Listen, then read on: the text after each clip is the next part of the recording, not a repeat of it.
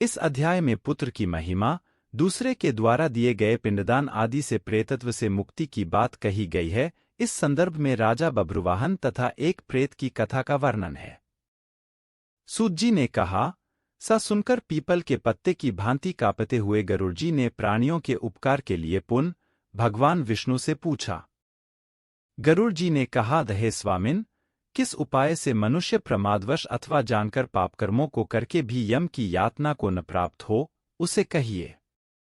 संसार रूपी सागर में डूबे हुए, दीन चित्त वाले, पाप से नष्ट बुद्धि वाले तथा विषयों के कारण दूषित आत्मा वाले मनुष्यों के उद्धार के लिए हे माधव, पुराणों में सुनिश्चित किए गए उपाय को बताइए, जिससे मनुष्य सद्गति प्राप्त कर सकें। श्री भगवान बोले, हे तार्क्ष्य, मनुष्यों के हित की कामना से तुमने अच्छी बात पूछी है। सावधान होकर सुनो, मैं तुम्हें सब कुछ बताता हूं।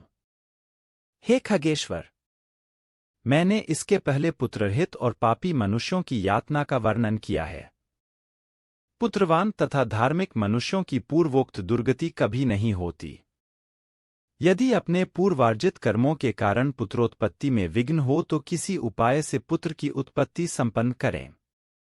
हरिवंश पुराण की कथा सुनकर, विधानपूर्वक शतचंडी यज्ञ करके तथा भक्तिपूर्वक शिव की आराधना करके विद्वान को पुत्र उत्पन्न करना चाहिए। यत् पुत्र पितरों की पुम नामक नरक से रक्षा करता है, अत स्वयं भगवान ब्रह्मा ने ही उसे पुत्र नाम से कहा है। एक धर्मात्मा पुत्र संपूर्ण कुल को तार देता है। पुत्र के द्वारा व्यक्ति लोकों को जीत लेता है, सी सनातनी श्रुति है। इस प्रकार वेदों ने भी पुत्र के उत्तम महात्म्य को कहा है। इसलिए पुत्र का मुख देख करके मनुष्य पितृऋण से मुक्त हो जाता है। पौत्र का स्पर्श करके मनुष्य तीनों ऋणों देव, ऋषि, पितृद से मुक्त हो जाता है। इस प्रकार पुत्र पौत्र तथा प्रपौत्रों से यमलोक का अतिक्रमण करके स्वर्ग आदि को प्राप्त करता है। ब्राह्म विवाह की विधि से ब्याही गई पत्नी से उत्पन्न औरस पुत्र ऊर्ध्वगति प्राप्त कराता है और संगृहीत पुत्र अधोगति की ओर ले जाता है। हे खगश्रेष्ठ, सजान करके व्यक्तिहीन जाति की स्त्री से उत्पन्न पुत्रों को त्याग दे। हे खग, सवर्ण पुरुषों से सवर्णा स्त्रियों में जो पुत्र उत्पन्न होते हैं, वे औरस पुत्र कहे जाते हैं और वे ही श्राद्ध प्रदान करके पितरों को स्वर्ग प्राप्त कराने के कारण होते हैं। औरस पुत्र के द्वारा किए गए श्राद्ध से पिता को स्वर्ग प्राप्त होता है, इस विषय में क्या कहना।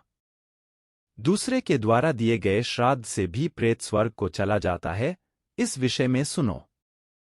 यहां मैं एक प्राचीन इतिहास कहूंगा, जो और्ध्वदैहिक दान के श्रेष्ठ महात्म्य को सूचित करता है।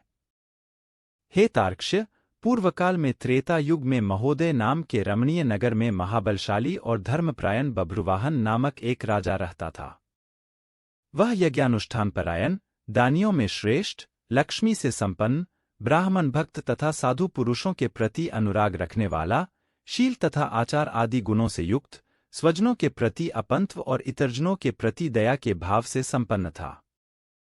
क्षात्र धर्मपरायण वह राजा औरस पुत्र की भांति धर्मपूर्वक अपनी प्रजा का पालन करता था और दंड देने योग्य अपराधियों को दंड देता था। वह महाबाहु किसी समय सेना के साथ मृग्या के लिए नाना वृक्षों से युक्त एक घनघोर वन में प्रविष्ट हुआ। वह वन नाना मृगगणों से व्याप्त और अनेक पक्षियों से भरा हुआ था। उस समय राजा ने वन के मध्य में दूर से एक मृग को देखा। राजा के द्वारा सुदृढ़ बाण से विद्ध वह मृग बाण सहित जंगल में अदृश्य हो गया। रुधिर से गीली हुई घास पर अंकित चिन्ह से राजा ने उसका पीछा किया, तब मृग के प्रसंग से वह राजा दूसरे वन में जा पहुंचा। भूख प्यास से सूखे हुए कंठ वाला तथा परिश्रम के संताप से पीड़ित उस राजा ने एक जलाशय के समीप पहुंचकर घोड़े के साथ उसमें स्नान किया तथा कमल की गंधादि से सुगंधित शीतल जल का पान किया। इसके बाद उस जलाशय से बाहर निकलकर श्रमरहित राजा बभ्रुवाहन ने वृक्ष रूपी विशाल शाखाओं के कारण फैले हुए, मनोहर और शीतल छाया वाले तथा पक्षी समूहों से कूजित एक वट वृक्ष देखा। वह वृक्ष संपूर्ण वन की महती पताका की भांति स्थित था। उसकी जड़ के पास जाकर राजा बैठ गया। उसके बाद राजा ने भूख और प्यास से व्याकुल इंद्रियों वाले, ऊपर की ओर उठे हुए बालों वाले, अत्यंत मलिन, कुबड़े और मांस रहित एक भयावह प्रेत को देखा। उस विकृत आकृति वाले भयावह प्रेत को देखकर बभ्रुवाहन विस्मित हो गया। प्रेत भी घने जंगलों में आए हुए राजा को देखकर चकित हो गया और समुत्सुक मन वाला होकर वह प्रेतराज उसके पास आया। हे तार्क्ष्य! तब उस प्रेतराज ने राजा से कहा, हे महाबाहो, आपके संबंध से मैंने प्रेत भाव का त्याग कर दिया है, अर्थात मेरा प्रेत भाव छूट गया है और मैं परम शांति को प्राप्त हो गया हूं तथा धन्यतर हो गया हूं। राजा ने कहा, हे कृष्णवर्ण वाले तथा भयावह रूप वाले प्रेत! किस कर्म के प्रभाव से देखने में डरावने लगने वाले और बहुत ही अमंगलकारी इस प्रेतत्व स्वरूप को तुमने प्राप्त किया है? हे तात, अपने प्रेतत्व की प्राप्ति का सारा कारण बतलाओ। तुम कौन हो और किस दान से तुम्हारा प्रेतत्व नष्ट होगा? प्रेत ने कहा, हे श्रेष्ठ राजन, मैं आरंभ से आपको सब कुछ बतलाता हूं। प्रेतत्व का कारण सुनकर आप कृपया उसे दूर करने की दया कीजिए।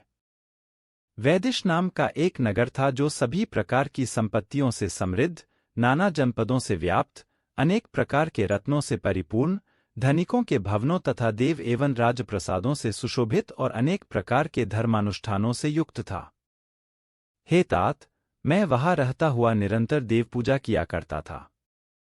आपको विदित होना चाहिए कि मैं वैश्य जाति में उत्पन्न हुआ और मेरा नाम सुदेव था।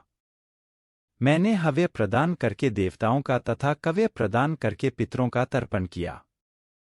अनेक प्रकार के दानों से मैंने ब्राह्मणों को संतुष्ट किया था और अनेक बार दीन, अंधे एवं कृपण मनुष्यों को अन्न दिया था। किंतु हे राजन, मेरा यह सारा सत्कर्म मेरे दुर्दैव से निष्फल हो गया। जिस कारण मेरा सुकृत निष्फल हुआ, वह मैं आपको बताता हूं। मुझे कोई संतान नहीं है, मेरा कोई सुहृद नहीं है, कोई बांधव नहीं है और न सा कोई मित्र ही है जो मेरी और्ध्वदैहिक क्रिया करता।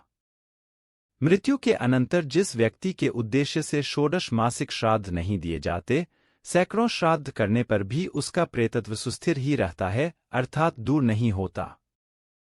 हे महाराज, आप मेरा और्ध्वदैहिक कृत्य करके मेरा उद्धार कीजिए, क्योंकि इस लोक में राजा सभी वर्णों का बंधु कहा जाता है। इसलिए हे राजेंद्र, आप मेरा उद्धार कीजिए, मैं आपको मणिरत्न देता हूं। हे वीर, यदि आप मेरा हित चाहते हैं, तो जैसे मेरी सद्गति हो सके और मेरी प्रेत योनि से जैसे मुक्ति हो सके, वैसा आप करें। भूख प्यास आदि खून के कारण यह प्रेत योनि मेरे लिए सह हो गई है। इस वन में सुंदर स्वाद वाले शीतल जल और फल विद्यमान हैं, फिर भी मैं भूख तथा प्यास से पीड़ित हूं। मुझे जल व फल की प्राप्ति नहीं हो पाती। हे राजन, यदि मेरे उद्देश्य से यथाविधि नारायण बलि की जाए, उसके बाद वेद मंत्रों के द्वारा मेरी सभी और्ध्वदैहिक क्रिया संपन्न की जाए तो निश्चित ही मेरा प्रेतत्व नष्ट हो जाएगा, इसमें कोई संशय नहीं है। मैंने सुन रखा है कि वेद के मंत्र, तप, दान और सभी प्राणियों में दया, सत्शास्त्रों का श्रवण, भगवान विष्णु की पूजा और सज्जनों की संगति, ये सब प्रेत योनि के विनाश के लिए होते हैं। इसलिए मैं आपसे प्रेतत्व को नष्ट करने वाली विष्णु पूजा को कहूंगा। हे राजन, न्यायोपार्जित 2 सुवर्ण, 32 माशा, भार का सोना लेकर उससे नारायण की एक प्रतिमा बनवाए, जिसे विविध पवित्र जलों से स्नान कराकर 2 पीले वस्त्रों से वेष्टित करके सभी अलंकारों से विभूषित कर अधिवासित करें, तदंतर उसका पूजन करें। उस प्रतिमा के पूर्व भाग में श्रीधर, दक्षिण में मधुसूदन, पश्चिम में वामन और उत्तर में गदाधर, मध्य में पितामह ब्रह्मा तथा महादेव शिव की स्थापना करके गंध पुष्पादि द्रव्यों के द्वारा विधि विधान से पृथक पृथक पूजन करें। उसके बाद प्रदक्षिणा करके अग्नि में हवन करके देवताओं को तृप्त करके घृत, दधि तथा दूध से विश्वदेवों को तृप्त करें। तदंतर सामहित चित्त वाला यजमान स्नान करके नारायण के आगे विनीतात्मा होकर विधिपूर्वक मन में संकल्पित और्ध्वदैहिक क्रिया का आरंभ करें। इसके बाद क्रोध तथा लोभ से रहित होकर शास्त्र विधि से सभी श्राद्धों को करें तथा वृषोत्सर्ग करें। तदंतर ब्राह्मणों को 13 पद दान करे, फिर शयादान देकर प्रेत के लिए घट का दान करे। राजा ने कहा, हे प्रेत, किस विधान से प्रेत घट का निर्माण करना चाहिए और किस विधान से उसका दान करना चाहिए। सभी प्राणियों के ऊपर अनुकंपा करने के हेतु से प्रेतों को मुक्ति दिलाने वाले प्रेत घटदान के विषय में बताइए। प्रेत ने कहा, हे महाराज, आपने ठीक पूछा है। जिस सुदृढ़ दान से प्रेतत्व नहीं होता है उसे मैं कहता हूं, आप ध्यान से सुने। प्रेतघट का दान सभी प्रकार के अमंगलों का विनाश करने वाला, सभी लोकों में दुर्लभ और दुर्गति को नष्ट करने वाला है। ब्रह्मा, शिव तथा विष्णु सहित लोकपालों युक्त तपाए हुए सोने का एक घट बनाकर उसे दूध, घी आदि से पूरा भरकर भक्तिपूर्वक प्रणाम करके ब्राह्मण को दान करें।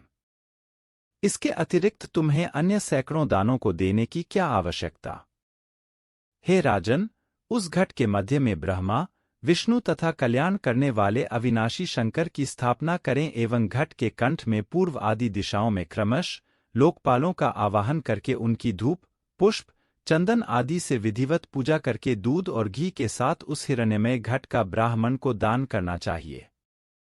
हे राजन, प्रेतत्व की निवृत्ति के लिए सभी दानों में श्रेष्ठ और महापातकों का नाश करने वाले इस दान को श्रद्धापूर्वक करना चाहिए। श्री भगवान ने कहा, हे कश्यप पुत्र गरुड़, प्रेत के साथ इस प्रकार बातचीत हो ही रही थी कि उसी समय हाथी, घोड़े आदि से व्याप्त राजा की सेना पीछे से वहां आ गई। सेना के आने के बाद राजा को महामणि देकर उन्हें प्रणाम करके पुनः अपने उद्धार के और और्ध्वदैहिक क्रिया करने की प्रार्थना करके वह प्रेत अदृश्य हो गया। हे पक्षिन, उस वन से निकलकर राजा भी अपने नगर को चला गया और अपने नगर में पहुंचकर प्रेत के द्वारा बताए हुए वचनों के अनुसार उसने विधि विधान से और्ध्वदैहिक क्रिया का अनुष्ठान किया। उसके पुण्य प्रदान से मुक्त होकर प्रेत स्वर्ग को चला गया। जब दूसरे के द्वारा दिए हुए श्राद्ध से प्रेत की सद्गति हो गई तो फिर पुत्र के द्वारा प्रदत्त श्राद्ध से पिता की सद्गति हो जाए, इसमें क्या आश्चर्य। इस पुण्यप्रद इतिहास को जो सुनता है और जो सुनाता है, वे दोनों पापाचारों से युक्त होने पर भी प्रेतत्व को प्राप्त नहीं होते। इस प्रकार गरुड़ पुराण के अंतर्गत सारोद्धार, बभ्रुवाहन प्रेत संस्कार नामक 7वां अध्याय पूरा हुआ।